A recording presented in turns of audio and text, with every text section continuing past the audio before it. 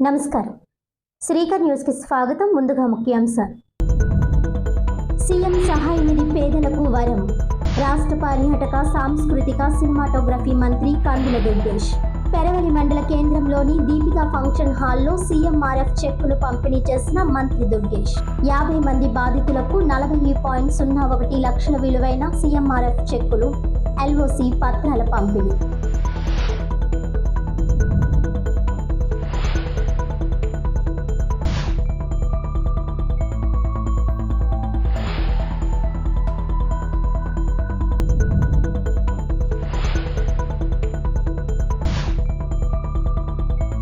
జిల్లాలో యూరియా కొరత లేదు. నానో యూరియా వినియోగంపై రైతులకు అవగాహన అవసరం. క్షేత్రస్థాయిలో పర్యటన, రైతులతో ముఖాముఖి. రైతులకు యూరియా అందించని ప్రభుత్వం అవసరమా? రైతులకు అండగా జగనన్న కార్యక్రమంలో తీవ్ర ఉద్రిక్తత. పేదలకు న్యాయం చేయని ప్రభుత్వం మాకొద్దంటూ వైసీపీ నాయకుల నినాదాలు. దానివాయిపేటలో తీవ్ర ఉద్రిక్తత. వైసీపీ జిల్లా అధ్యక్షుడు చెల్లుబోయిన, రాష్ట్ర యువజన విభాగం అధ్యక్షుడు రాసం, అనపర్తి మాజీ ఎమ్మెల్యే డాక్టర్ సత్తి, రుడా మాజీ చైర్మన్ షర్మిలారెడ్డిని అడ్డుకున్న పోలీసులు.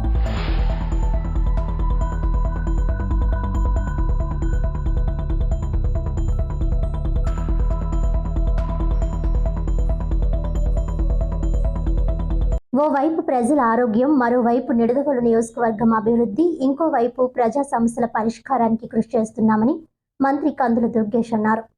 సోమవారం పెరవలి మండల కేంద్రంలోని దీపికా ఫంక్షన్ హాల్లో మంత్రి కందుల దుర్గేష్ స్వయంగా నిడదవోలు నియోజకవర్గంలో అనారోగ్యం బారిన పడిన 50 మంది బాధితులకు 40.01 లక్షల విలువైన సీఎంఆర్ఎఫ్ చెక్కులు, ఎల్ఓసి పత్రాలు పంపిణీ చేశారు. అందులో 47 మందికి 29,01,784 విలువైన సీఎంఆర్ఎఫ్ చెక్కులు, ముగ్గురికి 11 లక్షల విలువైన ఎల్ఓసి పత్రాలను అందించామని అన్నారు. ఈ సందర్భంగా మంత్రి కందుల దుర్గేష్ మాట్లాడుతూ సీఎంఆర్ఎఫ్ పేదలకు వరమని, ఇప్పటి వరకు నిడదవోలు నియోజకవర్గంలో సీఎం సహాయ నిధి క్రింద 344 మందికి 2,84,48,563 మేర లబ్ధి చేకూర్చామని వెల్లడించారు. ఈ సందర్భంగా CM Chandrababu Naidu, deputy CM Pavan కళ్యాణ్లకు మంత్రి దుర్గేష్ హృదయపూర్వక కృతజ్ఞతలు తెలిపారు.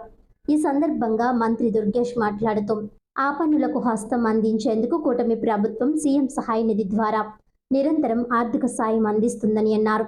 గతంలో ఈ స్థాయిలో ముఖ్యమంత్రి సహాయ నిధి నుండి ఆర్థిక సాయం అందిన దాఖలాలు లేవన్నారు. అరకొరగా మాత్రమే సాయం అందేదని అన్నారు.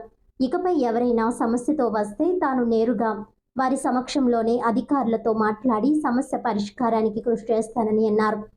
రాజకీయపరమైన విభేదాలున్నప్పటికీ ఏ పార్టీ వారైనా ఆపద ఉందని వస్తే కుల, మత, ప్రాంత, పార్టీ వర్గాలకు అతీతంగా సాయం చేస్తామని అన్నారు.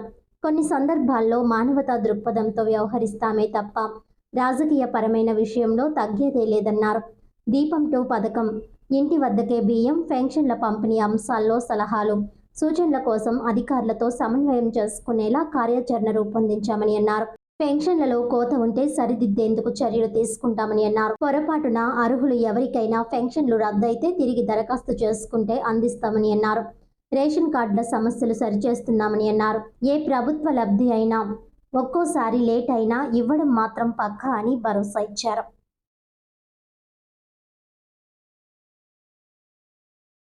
ముఖ్యమంత్రి సహాయ నిధి నుంచి ఇచ్చేటువంటి చెక్కుల పంపిణీ సందర్భంగా ఈరోజు పెరవలో జరుగుతున్నటువంటి సమావేశానికి అధ్యక్షత వహిస్తున్నటువంటి మండల జనసేన పార్టీ అధ్యక్షులు, నాకు అత్యంత సన్నిహితులు తుప్ప రవికుమారి గారికి, ఈ కార్యక్రమంలో పాల్పంచుకుంటున్నటువంటి 3 మండలాల అధ్యక్షులకి, తెలుగుదేశం పార్టీ అధ్యక్షులకి, భారతీయ జనతా పార్టీ అధ్యక్షులకి, జిల్లా జనసేన పార్టీ నాయకులకి, అదేవిధంగా తెలుగుదేశం జిల్లా నాయకులకి, భారతీయ జనతా పార్టీ జిల్లా నాయకులకి, అదేవిధంగా ఈ మధ్యనే ఆంధ్రప్రదేశ్ రాష్ట్ర హౌసింగ్ కార్పొరేషన్ డైరెక్టర్గా మన జనసేన పార్టీ తరఫున ఎంపిక కాబడినటువంటి శ్రీమతి ప్రియ సౌజన్య గారికి, ఇంకా ఇక్కడికి విచ్చేసినటువంటి 50 మంది కూటమి నాయకులందరికీ, కార్యకర్తలందరికీ, అదేవిధంగా తొలి నుంచి కూడా నేను ఎప్పుడైతే నిడదవోలు నియోజకవర్గంలోకి అడుగు పెట్టారు. ఆనాటి నుంచి ఇవాటి వరకు కూడా అవ్యాసమైనటువంటి ప్రేమాభిమానాలతోటి నా గెలుపులకు కానీ ఇప్పుడు నియోజకవర్గం అభివృద్ధికి చేసే కృషికి కానీ సంపూర్ణ సహకారం తీసుకున్నటువంటి 50 మంది కార్యకర్తలందరికీ కూడా శిరస్సు వచ్చి నమస్కారం తెలియజేస్తాను.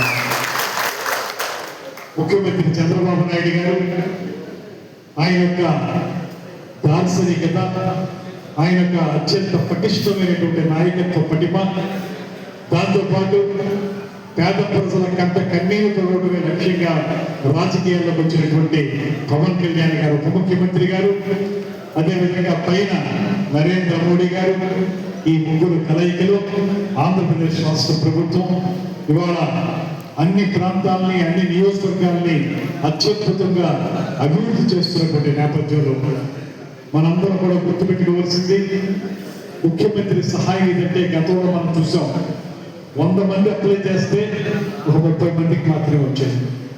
అవి కూడా ఆరాకూరగా వచ్చేది.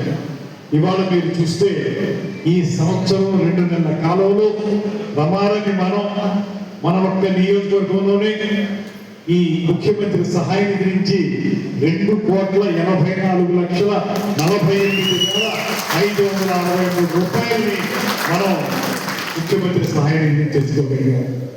దీనికి ప్రత్యేకించి ముఖ్యమంత్రి గారికి మనందరి తరఫున కూడా ప్రత్యేకమైనటువంటి ధన్యవాదాలు తెలియజేస్తూ, ఈరోజు రమారని 3 మండలాల మీద, అదేవిధంగా నిడదవోలు పట్టణానికి సంబంధించి మొత్తం 47 చెక్కులు 29,01,784 రూపాయలు ముఖ్యమంత్రి సహాయ నిధి నుంచి ఇవ్వటం, అదేవిధంగా ముగ్గురికి 11 లక్షల రూపాయల LOC ఇవ్వటం. ఇది సాధారణమైన విషయం కాదు. ఇది మీరు గమనిస్తే ఈసారి ఇక్కడ పెరవల్లో పెట్టాం, కానీ ప్రతి నెల కూడా నిడదవోల్లో పెడతా ఉన్నాం.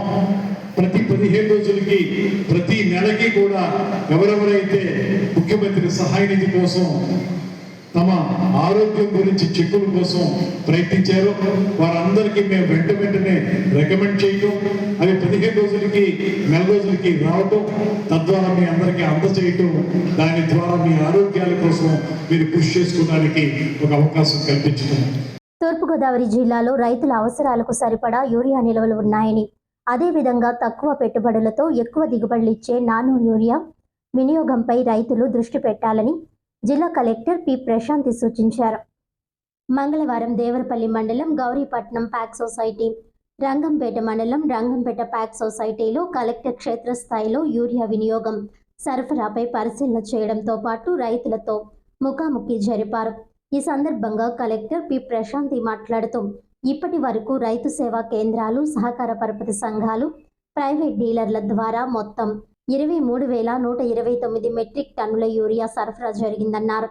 గత సంవత్సరం ఇదే సమయంలో 19,000 మెట్రిక్ టన్నుల విక్రయాలు మాత్రమే జరగగా, ఈసారి ఇప్పటి వరకు 23,129 మెట్రిక్ టన్నుల విక్రయమయ్యాయని, అదనంగా మరో 2,600 మెట్రిక్ టన్నులు అందుబాటులో ఉన్నాయని వివరించారు. రంగంపేట మండలంలో 2024 ఖరీఫ్ సీజన్లో 1,365 మెట్రిక్ టన్నులు సరఫరా కాగా, ప్రస్తుత సీజన్లో ఇప్పటి వరకు 930 మెట్రిక్ టన్నుల విక్రయాలు జరిగాయి. కొన్ని ప్రాంతాల్లో నాట్లు ఆలస్యంగా వేసేందున అక్టోబర్ వరకు యూరియా వినియోగం కొనసాగుతుందని, రైతులకు అవసరానుసారం దశల వారీగా సరఫరా జరుగుతుందని కలెక్టర్ తెలిపారు. రైతులు ఆందోళన చెందాల్సిన అవసరం లేదని, అక్టోబర్ చివరి వరకు నిరాటంకంగా సరఫరా కొనసాగుతుందని భరోసా ఇచ్చారు. రైతులకు అవసరమైన యూరియా సకాలంలో అందించాలని వైసీపీ నేతలు డిమాండ్ చేశారు. తక్షణం యూరియా కొరతను నివారించేందుకు ప్రభుత్వం చర్యలు తీసుకోవాలని, రైతులను, పంటలను కాపాడాలని వైఎస్ఆర్ కాంగ్రెస్ పార్టీ పెద్ద ఎత్తున ఆందోళన చేసింది. రాజమండ్రిలో సబ్ కలెక్టర్ కార్యాలయం వద్దకు పెద్ద ఎత్తున ర్యాలీగా వెళ్తున్న వైసీపీ శ్రేణులను, నాయకులను పోలీసులు అడ్డుకున్నారు. దీంతో రోడ్డుపైనే బైఠాయించి ఆందోళనకు దిగారు. జిల్లా వైఎస్ఆర్ కాంగ్రెస్ పార్టీ అధ్యక్షులు, మాజీ మంత్రి చెల్లుబోయిన శ్రీనివాస్ వేణుగోపాలకృష్ణ, వైఎస్ఆర్ కాంగ్రెస్ పార్టీ యువజన విభాగం రాష్ట్ర అధ్యక్షులు జక్కంపూడి రాజా, రాజమండ్రి పార్లమెంటరీ నియోజకవర్గ ఇన్ఛార్జ్ డాక్టర్ గూడూరి శ్రీనివాస్, అనపర్తి మాజీ ఎమ్మెల్యే సత్తి సూర్యనారాయణ రెడ్డి, వైసీపీ నాయకులు మేడపాటి షర్మిలారెడ్డి, చంద్ర నాగేశ్వర్, నక్కా శ్రీ నగేష్, నక్కా రాజబాబు, మాజీ కార్పొరేటర్లు, వార్డ్ ఇన్ఛార్జ్లు తదితరులు పెద్ద ఎత్తున పార్టీ శ్రేణులు తరలివచ్చి రైతు పక్షాన ఆందోళన చేశారు. తక్షణం రాష్ట్రంలో యూరియాకు కొరతను నివారించాలని, రైతాంగ సమస్యలన్నీ పరిష్కరించాలని డిమాండ్ చేస్తూ ఆందోళన చేశారు. ఈ సందర్భంగా వైఎస్ఆర్ కాంగ్రెస్ పార్టీ రాజమండ్రి పార్లమెంటరీ నియోజకవర్గ ఇన్ఛార్జ్ డాక్టర్ గూడూరి శ్రీనివాస్ మాట్లాడుతూ, రాష్ట్రంలో అనేక ప్రాంతాల్లో యూరియా కోసం రైతులు అష్టకష్టాలు పడుతున్నారని, క్రాప్ ఇన్సూరెన్స్ మద్దతు ధర లేకపోవడం, పంట నష్టపరిహారం చెల్లించకపోవడం, ఏ పంటకు గిట్టుబాటు ధర లేకపోవడం, కొన్ని చోట్ల రైతు భరోసా అందలేదని అన్నారు. వైఎస్ఆర్సీపీ హయాంలో రైతులకు ఎక్కడ చిన్న సమస్య రాకుండా జాగ్రత్తలు తీసుకున్నామని వివరించారు. రైతు భరోసా సొమ్ము మొదలుకొని సీజన్ ముగిసేలోపే పంట నష్టపరిహారం అందించామని, క్రాప్ ఇన్సూరెన్స్ ప్రభుత్వమే కట్టి రైతులకు అందించామని అన్నారు. తక్షణం యూరియా కొరతను నివారించాలని డిమాండ్ చేశారు.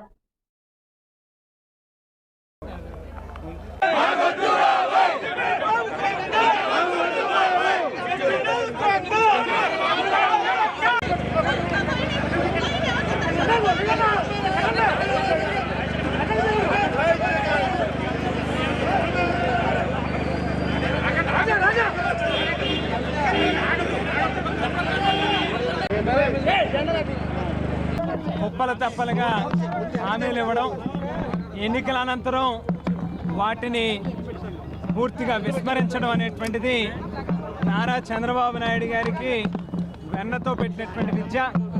ఆయన రాజకీయ ప్రస్థానం అంతా కూడా అబద్ధాలు, మోసాలు, దగా చేయడం తప్పితే మరొకటి లేదు. ముఖ్యంగా వ్యవసాయ రంగం మీద అక్కసు, ఒక రకమైనటువంటి దురాలోచనతోనే ఎప్పుడు చంద్రబాబు నాయుడు గారి యొక్క ప్రభుత్వం నడుస్తూ ఉంటుంది. మనం గడిచినటువంటి 3 పర్యాయాలు ఆయన అధికారంలో ఉన్నటువంటి సందర్భంలో కానీ, ఈవేళ ఈ 14-15 నెలల ఆయన పాలనలో కానీ అన్ని రకాలుగాను కూడా నష్టపోయేటటువంటి వాళ్ళు ఎవరు అని అంటే రైతులే ప్రధానంగా కనిపిస్తూ ఉంటారు. ఏదైతే గడిచినటువంటి కాలంలో జగన్మోహన్ రెడ్డి గారు విత్తనాల దగ్గర నుంచి విక్రయాల వరకు కూడా అన్ని స్థాయిలోని ప్రభుత్వం రైతుకు తోడుగా ఉండి చేయి పట్టుకుని ముందుకు నడిపించేటటువంటి పరిస్థితులు ఉండేవో. ప్రతి రైతుకి కూడా గ్రామ స్థాయిలోనే ఒక రైతు భరోసా కేంద్రాన్ని, ఒక వ్యవసాయ అగ్రికల్చర్ అసిస్టెంట్ని పెట్టి మరి అన్ని స్థాయిల్లోని కూడా రైతుని అన్ని రకాలుగా ఆదుకునేటటువంటి పరిస్థితులు ఉంటాయి. ఇవాళ ఈ ప్రభుత్వం కనీసం ఎరువులు కూడా ఇవ్వలేనటువంటి దౌర్భాగ్యమైనటువంటి పరిస్థితిలో ఉంది. తిరిగి చంద్రబాబు నాయుడు గారు ఎరువులు తక్కువ వాడండి, లేకపోతే ఈ రకంగా చేయండి అని చెప్పి రైతులకు సలహాలు ఇవ్వడం అనేటువంటిది ఆయన యొక్క చేతగానితనానికి నిదర్శనంగా కనిపిస్తూ ఉంది. ఇవాళ ఒక్కటే హెచ్చరిస్తూ ఉన్నాం ఈ ప్రభుత్వానికి, ఏదైతే గడిచినటువంటి 15 నెలల అప్రజాస్వామిక పాలన ఈ రాష్ట్రంలో జరుగుతూ ఉందో దానిని ఎవరు నిలదీసినా కూడా పోలీసు యంత్రాంగాన్ని ముందు పెట్టుకుని ఏదో రకంగా అడ్డుకోవాలనేటువంటి మీరు చేస్తూ ఉన్నటువంటి ప్రభుత్వం ఏటెళ్ల కాలం ఇది సాగదు. ప్రజల్లో తీవ్రమైనటువంటి వ్యతిరేకత వస్తూ ఉంది. ప్రజలు ఒక్కసారి తిరుగుబాటు అనేటువంటిది మొదలు పెడితే ఖచ్చితంగా గతంలో మీకు వచ్చినటువంటి పరిస్థితులు గుర్తు చేసుకోండి అని చెప్పి సందర్భంగా మీకు చెప్తా ఉన్నాం. కూటమి ప్రభుత్వం ఏర్పడి 15 నెలలైంది.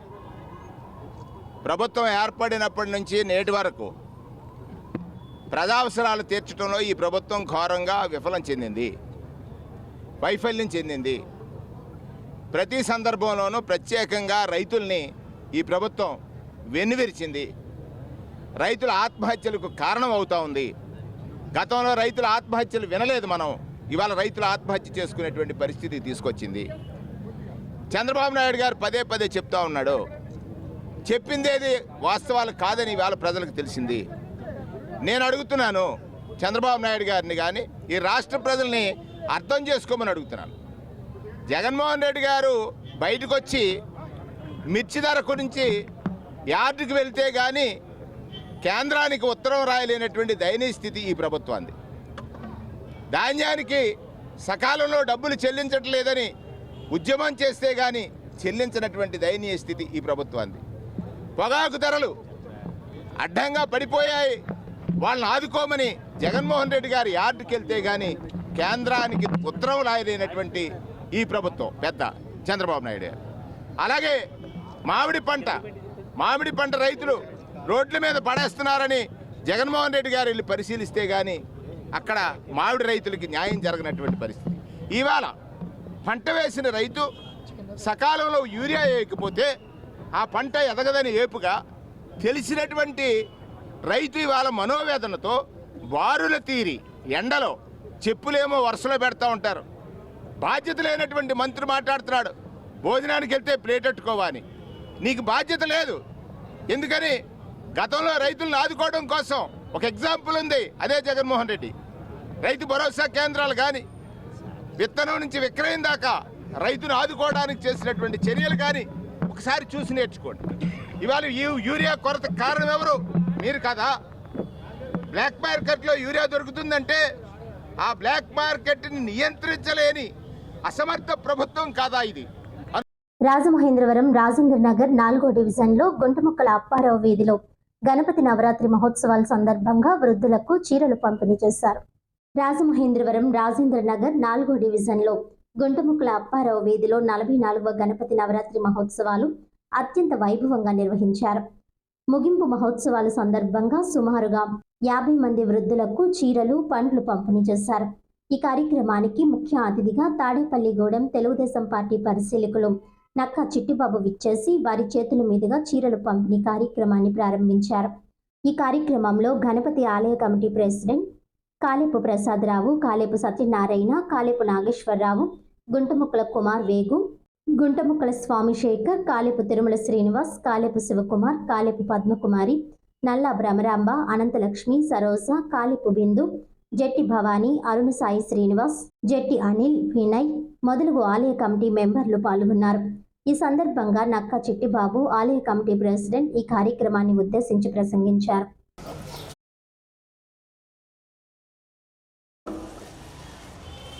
రాజేంద్ర నగర్ ఎంపీపీ స్కూల్ వద్ద ఉన్నటువంటి గణపతి ఆలయం వద్ద గుంటముక్కల అప్పారావు గారి వీధిలో ఈ రోజున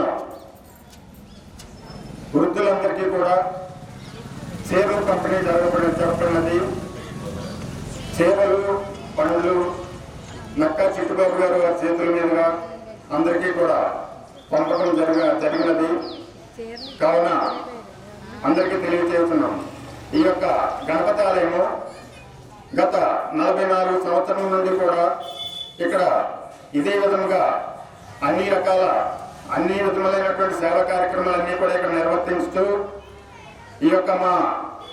ఈ కమిటీకి సహాయ సహకారం అందించుతున్నటువంటి మన కార్పొరేటర్ గారు నక్కా చిట్టిబాబు గారు, ఆ పేటలో ఉన్నటువంటి 50 మంది పెద్దలకు మా యొక్క కమిటీ తరఫున హృదయపూర్వక కృతజ్ఞతాభివందనలు తెలియపరుచుకుంటున్నాం. ఇట్లు గణపతి సేవా సమాజం రాజేంద్ర నగర్ శ్రీ గుంటముక్కల కీర్తి చేసులు శ్రీ గుంటముక్కల అప్పారావు గారి వీధిలో మరి ఈ రోజున గణపతి నవరాత్రి మహోత్సవం సందర్భంగా మరి ఇప్పటికి 44 సంవత్సరాలు పూర్తి చేసుకోవడం జరిగింది. చాలా సంతోషం.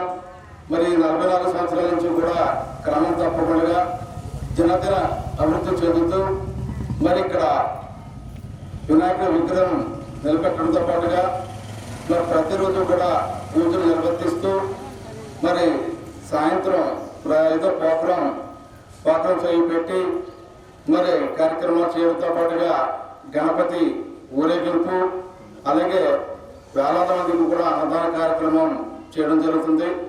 మరి ఈ సందర్భంగా ఈ రోజున పేద వృద్ధులు ఎవరైతే ఉన్నారో వారందరికీ కూడా మరి బట్టల పంపిణీ కార్యక్రమం చేయడం చాలా సంతోషం. ఎందుకంటే ఇప్పుడు కమిటీ వాళ్ళందరూ కూడా మరి ఎంతో చక్కగా చేయడంతో పాటుగా గుంటముక్కల అప్పారావు గారు, వారి అబ్బాయిలు కుమారవేగు, అలాగే మరి సోమశేఖరు, అలాగే మరి కాలేపు ప్రసాద్ గారు గుంటముక్కల అప్పారావు అల్లుడు, మరి అలాగే ఆయన మనవడు వాసు గారు, మరి వీరంతా ఘనంగా కార్యక్రమాలు నిర్వహించడం జరుగుతుంది. మరి వారి బంధువర్గం కూడా ఇక్కడ చాలా ఎక్కువ. మరి బయట ఎక్కడ కూడా డొనేషన్లు పెద్దగా వసూలు చేయకపోయినప్పుడు కూడా వారి సొంత డబ్బులతో ఈ రోజున ఈ కార్యక్రమం చేయడం చాలా సంతోషంగా ఉంది. మరి వారికి సందర్భంగా కమిటీ వారందరికీ కూడా మరి అభినందనలు తెలియజేసుకుంటూ మరి అవకాశం ఇచ్చిన వారందరూ కూడా మరొకసారి కృతజ్ఞతలు తెలియజేసుకుంటూ సెలవు తీసుకుంటాం. 13వ వార్డ్ అంబేద్కర్ నగర్ సచివాలయం దగ్గర బక్కా కృష్ణ ఆధ్వర్యంలో వినాయక చవితి ప్రసాదం వితరణ ఘనంగా జరిగింది. 13వ వార్డు అంబేద్కర్ నగర్ సచివాలయం దగ్గర బక్కా కృష్ణ గారి ఆధ్వర్యంలో వినాయక చవితి ప్రసాదం వితరణ చాలా ఘనంగా జరిగింది. ఈ కార్యక్రమానికి ముఖ్య అతిథులుగా వాడి కప్పల వెలుగు కుమారి, దేవి ప్రసాద్, చొక్కా రామకృష్ణ, బర్రా చిన్నబాబు తదితరులు పాల్గొన్నారు.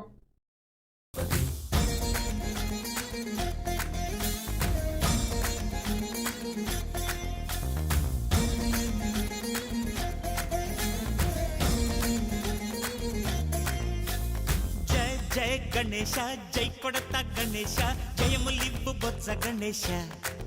గణేశ హాయ్ హాయ్ గణేశ, అడిగేస్తా గణేశ, అభయమివ్వు బుజ్జి గణేశ. గణేశ లోకం నలుమూలలా లేదయ్యా కులాస, దేశం పలువైపులా ఏదో రభస, మోసం జన సంఖ్యలా. మహిళల ఆర్థిక జీవన ప్రమాణాలు మెరుగుపరచడమే ప్రభుత్వ లక్ష్యమని మాజీ ఎమ్మెల్సీ ఆదిరెడ్డి అప్పారావు అన్నారు. మహిళలు ఆర్థికంగా అభివృద్ధి చెందితేనే సమాజం, వారి కుటుంబం అభివృద్ధి చెందుతాయని మాజీ ఎమ్మెల్సీ ఆదిరెడ్డి అప్పారావు పేర్కొన్నారు. సెయింట్ పాల్స్ గ్రేస్ లోదరన్ తరపున నిర్వహించిన ఉచిత కుట్టు మిషన్, ఎంబ్రాయిడింగ్, మగ్గం వర్క్, బ్యూటీషియన్ కోర్సు తదితర వాటిలో శిక్షణ పూర్తి చేసుకున్న మహిళలు, యువతులకు ప్రశంసా పత్రాలు అందించారు.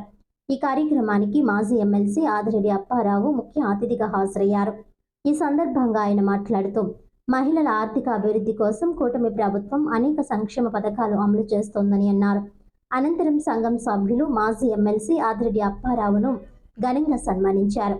ఈ కార్యక్రమంలో సెయింట్ పాల్స్ గ్రేస్ లోదరన్ కాపరి పైడిమల సుందర్రాజు, అసిస్టెంట్ పాస్టర్లు, ప్రెసిడెంట్ ములగాడ ఏలియా, ప్రెసిడెంట్ కోర్మిలి విజయశేఖర్, సెక్రటరీ లాసర్, ట్రెజరర్ తదితరులు పాల్గొన్నారు.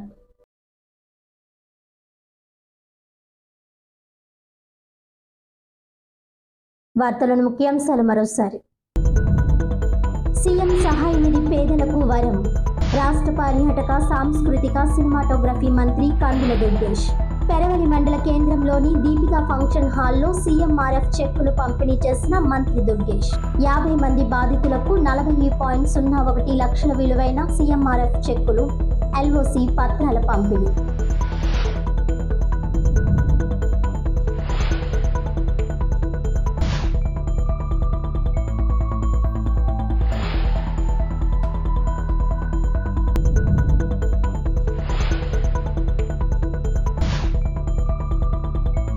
జిల్లాలో యూరియా కొరత లేదు.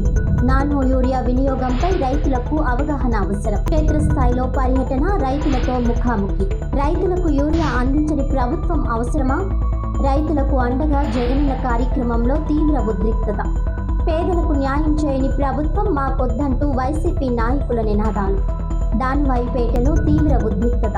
వైసీపీ జిల్లా అధ్యక్షుడు చెల్లుబోయిన, రాష్ట్ర యువజన విభాగం అధ్యక్షుడు రాసం, అనపర్తి మాజీ ఎమ్మెల్యే డాక్టర్ సత్తి, రుడా మాజీ చైర్మన్ షర్మిలారెడ్డిని అడ్డుకున్న పోలీసులు.